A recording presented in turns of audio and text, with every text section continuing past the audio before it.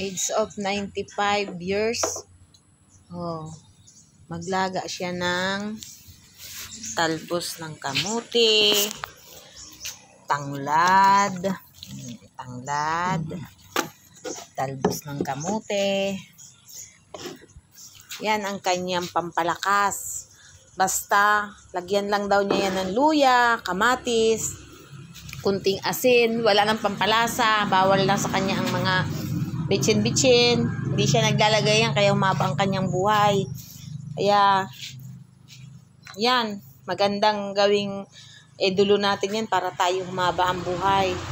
Yan, ang sinanay Luz, ang aking biyanan. Ayan, 95 years old siya, pero may tungkod-tungkod siya para siya makalakad. Puti ang kanyang buhok, pero ang lakas pa niya, daig pa niya ang kanyang mga anak. Kanyang mga anak, puro may mga karamdaman, pero siya walang naramdaman.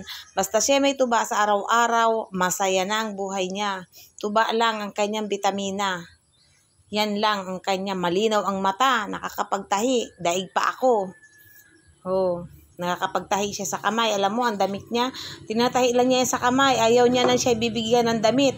Hindi niya tinatanggap ang mga binibigay sa kanya kasi gusto niya siya yung gumagawa. Kamay lang yan ha, tinatahi lang niya yan sa kamay. Kanyang damit. Yan ang gusto niya. Ganyan siya.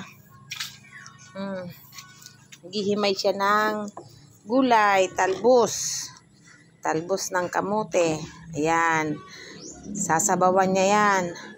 Yan ang kanyang pang-araw-araw na vitamina sa katawan. Tapos pagdating ng hapon, may tubayan. Masaya na ang buhay niyan. Ayan.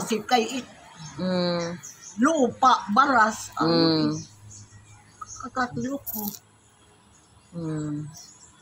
Malakas pa yan. Nakakapagluto pa yan. Nakakatahi. Wala yang salamin. Hindi nagsasalamin. Linaw ng mata niyan. Yan. Sana all ganito tayo pagtanda. 95 years old siya. Diba? Sana umabot ako ng ganyang edad.